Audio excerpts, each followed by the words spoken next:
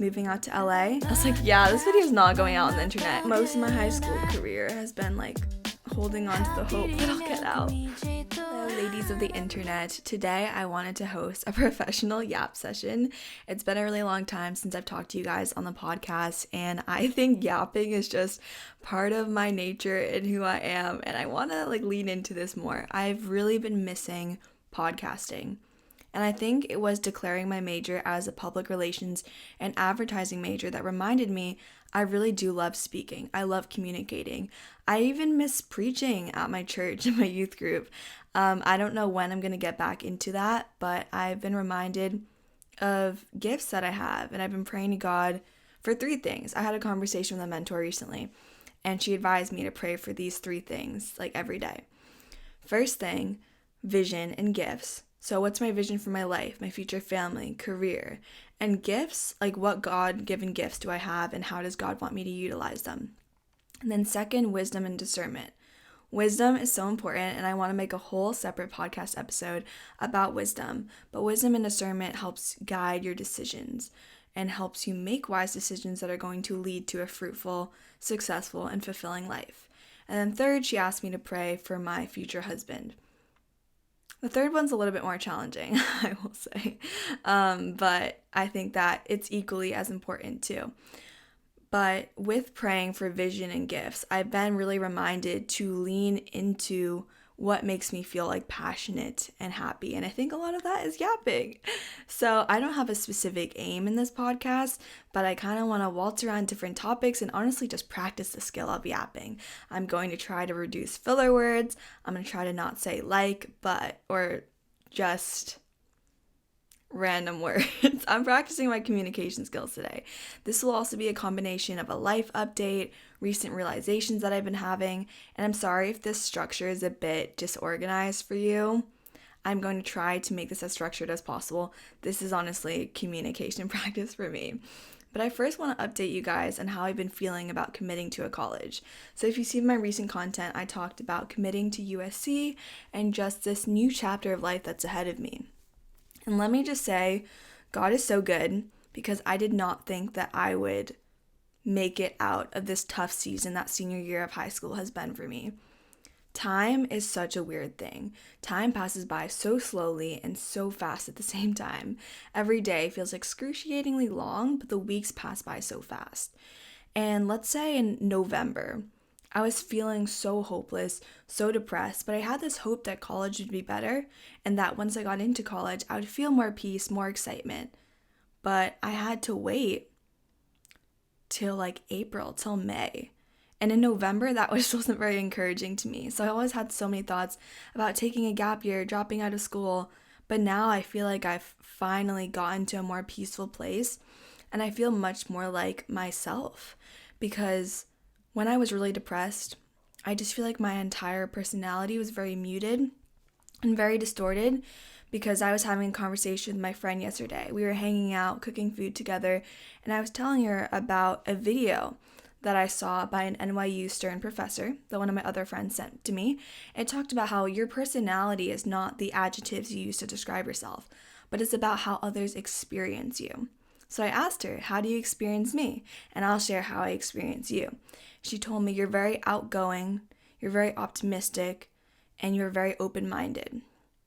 And I'll say, sometimes the things you're strongest in will become your biggest weaknesses when you're going through it. So I feel like when I was depressed, I was closed-minded.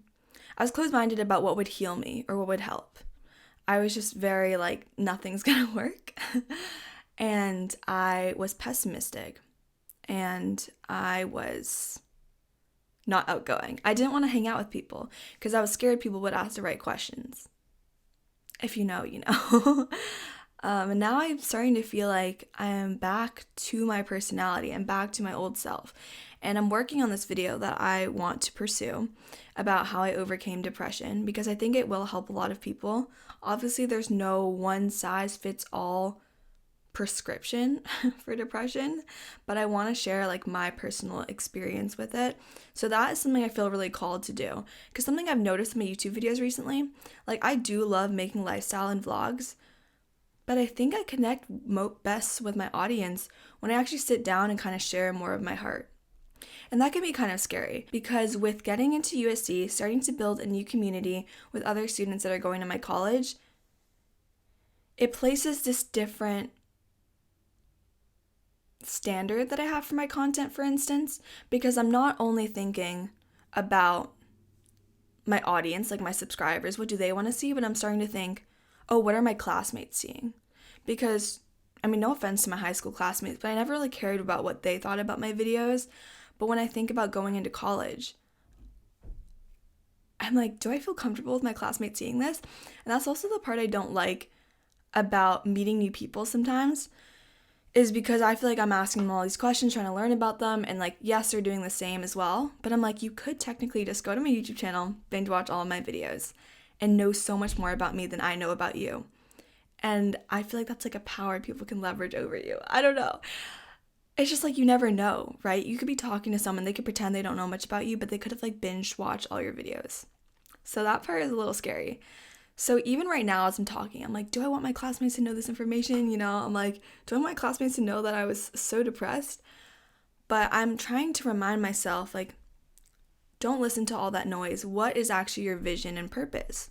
And it's to help young women use their God-given gifts to live fulfilling lives and impact their communities.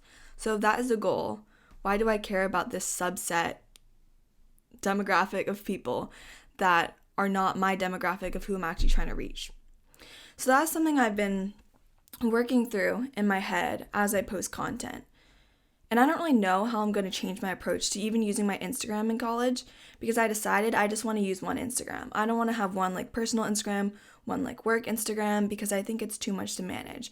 I'd rather have those integrated together, but I'm scared, what if my college content is not interesting to you guys? What if my personal content is not interesting to people that go to college with me? But that is just going to be a tension that I'll manage and figure out as I go. But I want to get back to the main point of just being so proud to have made it out of the tough parts of senior year. And I just feel positive momentum coming, and I'm also pretty cautious and skeptical though, and trying to just take things slowly, because sometimes when I feel life starting to get better, a lot of momentum, I start taking on a lot of things. I want to start these new projects. I want to go on all these like fitness journeys or all these different ideas. But sometimes that can lead to extreme burnout. So I'm trying to be more on the conservative side right now and regulating, what are my ideas? Are they feasible? How can I do this at a pace that works for me? Because I want to have a slow burn, you know? I don't want to be someone that burns out really quickly. So right now I'm just trying to manage this tension of, I'm like, oh my gosh, I feel so much better. There's so many other things I want to do. I want to travel. I want to go to this place. I want to go to that place. But I'm learning to take things a little bit more slowly, because I would rather be stable and healthy in the long term. But in general, I just am really excited for like positive momentum and new friendships. But at the same time, I'm trying to enjoy life in Boston and Massachusetts and focusing on what I'll miss. And I'm specifically going to miss my church a lot. My church has been such an integral part of how I've like grown up in high school. I truly believe it takes a village to raise a child, and my church has been my village, literally. And I'm very close with some of my pastors, and I really hope I can have that at the next church I go to once I move to Los Angeles. And I genuinely believe that I can get that. I just have to be very intentional about what I'm seeking out. And kind of the scary part about college, and this is like the bulk of what I want to talk to you guys about, is I'm low-key impressionable. Like, I don't want to sound like, I'm like such an impressionable little girl, but I literally am impressionable. And I think having the self-awareness that you're impressionable makes you somewhat less impressionable, because you're at least aware that people can have a great influence on you. But I've seen the way different friends influence how I act. I've seen how like maybe one friend gives me boy advice and I start acting like she does with boys. But I'm like, is that really me? Like, is that really wise? You know, I've been needing to have myself like test people's advice a lot more. It's very scary who you ask advice from. And be very careful about that. Because sometimes I ask someone advice, not even because I'm looking for their wisdom, but I'm just looking for a yes man in my life. Or a yes woman in my life. And that can be really unhealthy. So I would really test the fruits of someone's life. Like, do they have a flourishing relationship? Do they have a flourishing job? And if they don't, why are you asking them for advice? I think that's also the importance of mentorship. So I really want to create a video on how to acquire mentors, how to pursue a mentor, and how to make that mentoring relationship fruitful. Oh my gosh, what do I even want to say now? Okay, I was talking about how I can be very impressionable, and I noticed myself almost like a chameleon shifting my energy based off the people that I'm with. Like some of my friends I have really deep conversations with, some of them just surface level, and that's okay. You know, we have friends for different things, but I think the way that I'm talking to you right now is like much more my authentic personality. And with my friends where I really feel like I can be authentic, I feel like this is more similar to how I talk. And I don't know if you like that or not, but that's personally how I operate. I mean, I can be really silly and just be joking, but I think at the core of it, I really do enjoy having deeper conversations. And I'm going to go on another tangent with deep conversations, is I'm also trying to be better at guarding my heart and slowly sharing more about myself, because I love having deep conversations. I do enjoy it when people trauma dump on me, and I like asking insightful questions and probing into people's situation more. Okay, my parents are talking in the background. Hopefully you can't hear them. And I like it when people ask me insightful questions, but sometimes like it's not the healthiest. And I think deep conversations are really important, but I've been reminding myself, like, give people time to get to know you. Like, it takes time to build trust and intimacy, because sometimes I think I've built like way too much emotional intimacy with the wrong people. So I feel like some people have trouble opening up, and I'm trying to be more on the conservative side. Like, honestly, my biggest approach recently has being more conservative. And I don't mean like politically conservative, but being more cautious. And everyone's on this different spectrum of like, you're too cautious, you're not cautious enough. So that's why I can't give you this command, like, be more cautious. But I think it's really important to protect yourself, because a lot of the hurt that I've gone through senior year is because I didn't protect myself very well in the past. So I think now I'm realizing, like, one, people are so lucky to really know the intimate parts of you. So test people's character before you share those things. And in college, I want to be really good at testing people's character. And that can be hard because it takes time. And there's like this temptation just like want to get close to people really fast. But I think I'm just trying to be a little bit more logical. I think in my life, I'm always trying to find the balance between logic and feeling. I recently took the MBTI test, and I've taken it a few times. It's like the 16 personalities quiz, and my personality type is ENTJ. ENTJ is called the commander. I know, that sounds like so alpha. But E stands for extroverted, N stands for intuitive, T stands for thinking, and J stands for judging. So T, the reciprocal of T is feeling, F, feeling. So you could be an ENFJ. I think that I'm more on the thinking side. I tend to be a little bit more logical, which also makes me want to tap into that emotional side more. You know, be able to act on my emotions sometimes. But also, I'm like, logic is good. I don't know. It's this constant push and pull, and I think that's very healthy, because if you're too much on one side, that can be really unhealthy, and if you're too much on the other side, it can be very unhealthy. And I feel like part of maturing is having wisdom and discernment for understanding case-by-case scenarios, because I think it's really much easier when you follow like a system of rules to know, oh, when X happens, I do Y. When A happens, I do B. And if B doesn't work, I do C.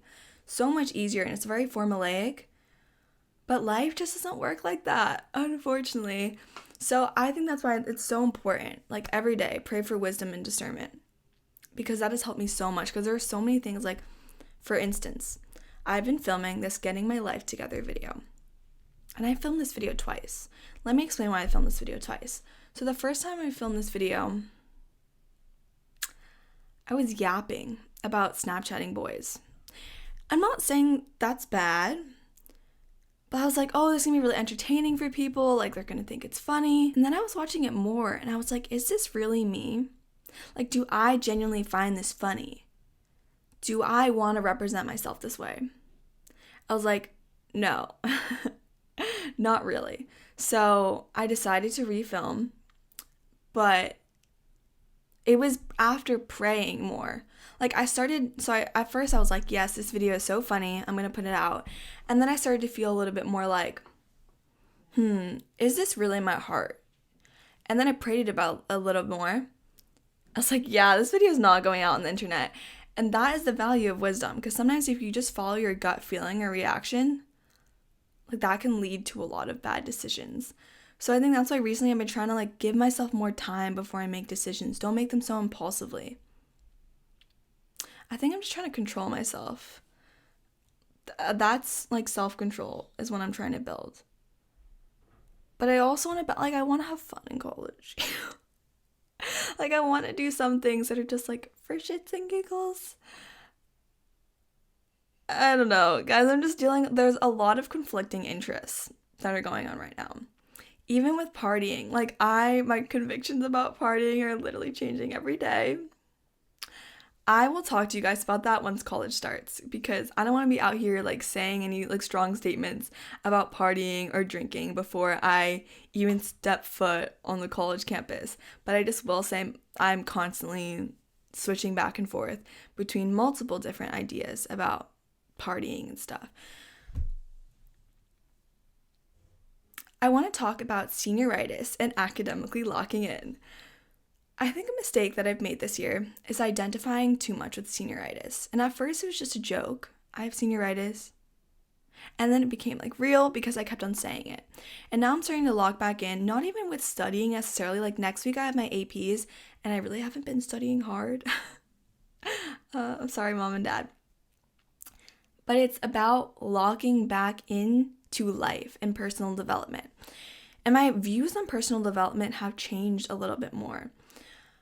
Because this is just personal to me, but I think about what is the point of personal development, right? Because it's a process, but there is relatively an end goal or like a dreamed of reality that you want to embody. And for me, personal development was always about how can I be the most productive? How can I do as many business projects as I can as possible? How do I get the best grades as possible? And those things are very valuable.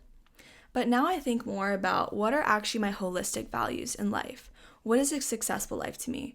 And I think like my friendships, relationships, and family is really important to me.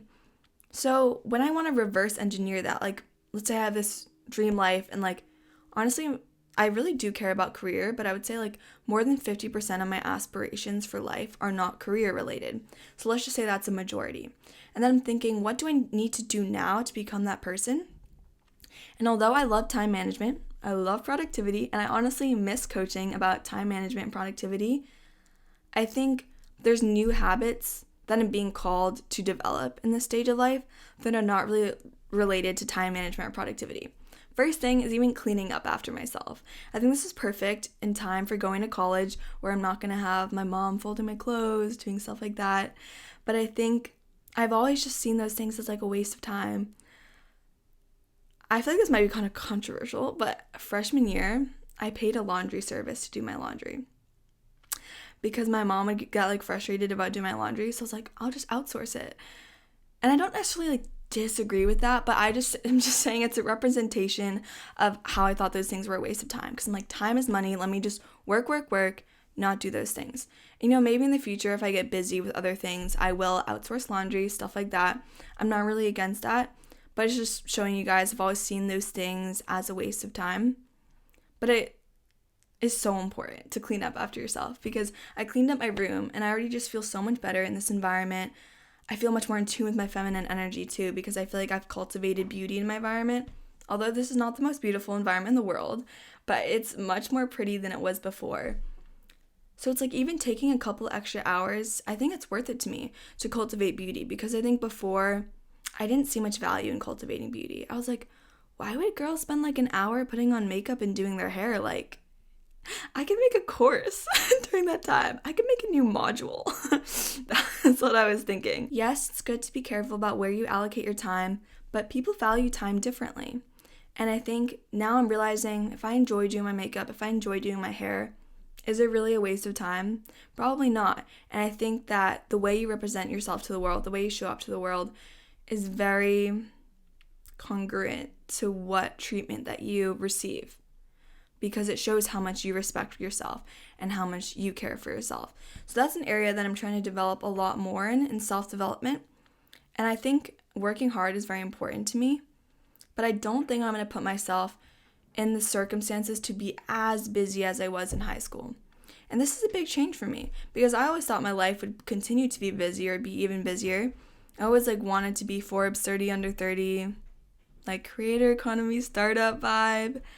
And although I'm still passionate about startups, would be cool to be Forbes 30 under 30. I think I valued those things so much because it felt more in my control. Because I always think about the beautiful marriage that I want to have, the kids I want to have, the friendships I want to have. But those all kind of require other people's participation in that dream. So I would be kind of scared to voice my desires for that because I'm I can't force someone to love me. I can't force someone to be my friend. But I can reach a customer demographic. I can create a good product, right? That's so much more in my control. But I think ultimately those aren't the things that I value the most. And when I think about my life moving forward, I don't want it to be so busy where I feel I can't breathe. I don't want it to be so busy where I feel I need to miss my workouts or not have enough sleep. And I think during my 4 years at college, although it's so important to learn new things and to involve yourself academically, I don't want to be in the library 24/7. And I definitely come from a privileged place to say that because I think that I have gotten a little bit head start in the career field I want to go into, and I don't feel I'm in this position where I need to grind because one of my friends wants to be a lawyer, and that's definitely a grind. She's probably going to be spending a lot of time in the library. But for me, I think the industry PR, advertising, creator economy, or even startups are very busy, so I don't know if I can apply that to startups. It's very different than the law field. But I am really excited in this next chapter of life to focus more on friendships, relationships, and just have a lot of fun, honestly. I think I'm prioritizing having a lot of fun. And I don't know, maybe it's not shocking to hear me say that. Maybe some of y'all are what happened to Miss Productivity? But I think fun is productive, right? When we're actually thinking about what we want to get out of life. I think after struggling with a lot of mental health stuff, it gave me a lot more of a long-term perspective on life. And I remember seeing a shift in Ali Abdaal's content. If you don't know Ali Abdaal, he's the king of productivity. But he started to redefine productivity because at first when he started his YouTube channel, it was a lot of study tips, very productivity efficiency. And then he started talking about this concept of redefining productivity. And he was what do you want holistically out of life? And I never really understood that because I was how can you be productive with friendships? Or I would just think about the work aspect. But now I'm starting to really understand that once you mature a little bit, and I still have so much more room to mature, you start thinking about how you want the long-term game to play out, right? It's no longer about being Forbes 30 under 30, but it's seeing can I be Forbes 100 under 100? Okay, I know that's not an accurate comparison, but you know what I mean. It's thinking about the long game. What slow and steady wins the race. I genuinely believe slow and steady wins the race for all things. Maybe not all things, but most things. I'm reminding myself that in relationships, if I like someone, you don't have to open up right away, or you don't have to have this instant connection. Take things slowly. Even in friendships, take things slowly. Be more conservative, be more cautious. And I don't know, maybe I'm just really inspired by this C-drama that I've watched. It's called The Rational Life. It's on Netflix. But the main character, who is the male's love interest, she is pretty guarded. And more guarded than I'd like to be, I would say. She's on the very conservative side. But I have seen how it's worked out for her. She has guarded her heart in a way where she set high standards for herself. What is the next topic I want to talk about? Oh my gosh, where are we going? Guys, it's been a while since I hosted a yapping session. Oh, I want to talk about how I feel about graduating high school. I'll be fully transparent to you guys. High school has not been the best time for me. And I don't really want to expand too much on why, because I don't want to focus in the negative. Maybe that's a separate episode about high school. I'm trying to think about the things I will miss, not actually from high school, but Massachusetts. That's for sure, my mentors that I have, I call them American grandparents, but they're an elderly couple in my town who I visit every week. I love them so much. They're the sweetest.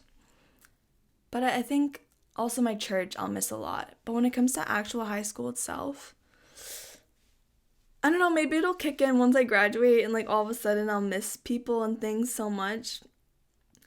But I think most of my high school career has been like holding on to the hope that I'll get out. I genuinely think college will be better, guys, because every single time I meet someone that's also going to USC, I'm just filled with so much hope. I'm like, this is gonna get better. I still need to buy my graduation dress. I'm really excited for that. I'm excited for all the summer fashion. One of the things I'm really excited about when it comes to moving out to LA is all the summer fashion I can wear. Because I'm just not really a winter fashion girly. Like, I just have this one Aritzia Super Puff I wear all the time, and then I wear for like jeans, leggings, sweatpants, and I just feel like all my outfits look the same because you just see my jacket, right? I think if I went to college in Boston or if I went to college in a cold place, I would probably buy like 5 Super Puffs so I can have variety and be able to switch things up, have fun with it. But I am excited to be in LA where I can wear like cute corset tops, like an off-the-shoulder vibe. You know what I mean, right? I'm just really excited for that. But I also want to be good about my spending and like saving up to do experiences because I want to travel a lot more. Like once I get to college, have more independence. I feel very wanderlust. I think my parents have given me a lot of independence, but I just have really unrealistic standards for what independence I want to have. I think I'm just brainwashed from all those kids that film those videos like traveling alone at 16, It's like my parents let me go to LA alone and then stay with my sister. They let me take Ubers alone. They let me go to the city alone. For instance, yesterday I drove out to Boston by myself, drove back, hung out with someone. They're pretty chill about those things, which I think is very reasonable for a 17-year-old, right, that lives in a small town to give them that extent to independence. But I'm excited to have more because I think in the content creation world, it's very normal for like creators to go visit other creators. It's like, yeah, I want to go to like New York City and visit my friend. I want to make some content with them. I want to do those things. I have the desire to do them. So I hope that in college I can do more of that stuff. And I'm just very excited about this chapter of my life closing. I think it's very important to like appreciate childhood and to soak all this up. But I think I'm kind of ready to move on. I don't know about you. I mean, I think even when I'm a freshman in college, it'll still kind of be like childhood because there's definitely more hand-holding in your like freshman fall than there is later on. But I can't wait. Like, I feel like college is going to feel like a little sleepover, at least for the first semester. I know second semester people kind of start to calm down a little bit and it starts to be more academics focused and maybe like searching for internships focused. But I'm really excited for freshman fall. But I'm trying to set in place good habits right now because I just know myself. The second I set foot on USC's campus, I'm going to be trying to meet everyone. And this is the part I'm a little concerned about.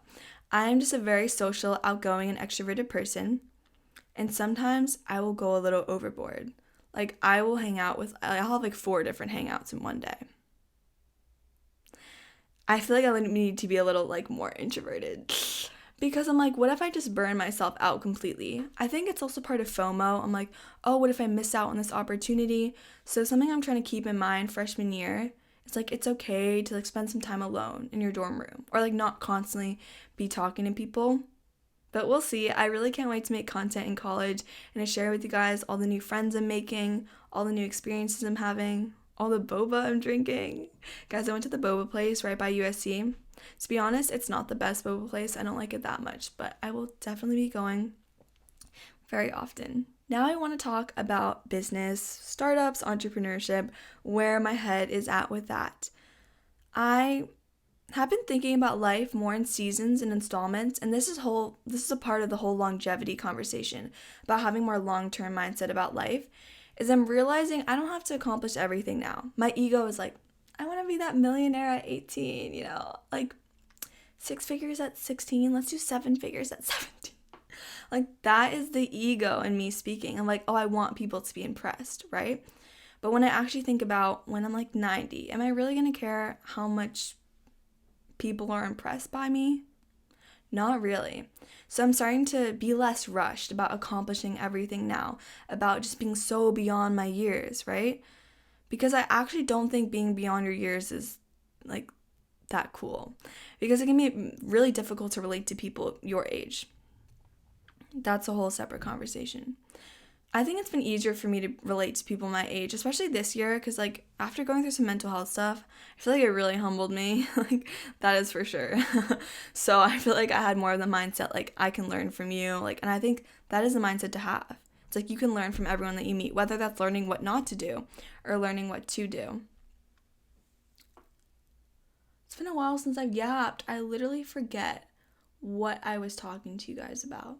Okay, I'm sorry if I just completely dropped that tangent, but I was talking about having a long-term view about life and about how life comes in different seasons. And I highly recommend, if you have a Bible, read Ecclesiastes 3. It talks about the different seasons of life and how there's like a time to reap, there's a time to sow. I think that there's a time to lock in on work, there's a time to lock in on relationships. I think high school was a time for me to lock in on work. And I mean, I do wish I locked in a little bit more in relationships. There's definitely like a split you can do there. But I think in college, at least the first year, I think I should lock in on relationships. And then later on, focus more on my academics, focus more on internships. But I'm so excited that I have this clarity going to the next season of my life because, yes, I want to keep a good GPA, but I won't be as concerned about my grades dropping a little bit. With the intentionality of knowing I've devoted this year to building friendships, I don't think I'm going to be as stressed out about how much money I'm making or like grades, stuff like that. But I do have a desire in college to work on a startup because I've always wanted to work on business with other people. I think business got really fun when I was running my high-performance student coaching program, when I was working with my co-founder, Emma, our community manager, Anissa, and our copywriter, Anna. I loved them so much, and we do like book clubs together, and it made the process of running my coaching program so much better than when I was doing it on my own. And I really would love to in college, like imagine being in a conference room with other students and you're working on like a prototype. Like obviously having a startup comes with challenges, but that sounds really fun to me. Very intellectually challenging, very stimulating, and also like can build really good like bonds within the startup group. There's this program at USC called the Ivy Young Academy. I wanted to apply for it in the fall, but I was too depressed to make a video. You need to make a pitch video about a project you've worked on in the past or like pitching a solution to a current problem. There might be other variations of it, but I forget the exact prompt. But it was just a time I was feeling very insecure about myself. I didn't really want to be on camera, which is so weird for someone who's been on camera for like 8 years. And this is what I was talking about how I feel like depression just sucked out my personality. And now I feel like I'm blossoming back into my original personality of wanting to yap and not feeling ashamed of yapping. But anyways, I trust that everything happened in God's plan. I'm not in that program. There's no way for me to transfer into that program. I can take a minor there. I would love to, with friends that are in that program, work on startups. I'm really excited for that. Okay, I think that literally is it today. I'll make another yapping session video if anything else comes to mind. But it is just so exciting to be talking to you guys again. I feel really excited for this next season of life.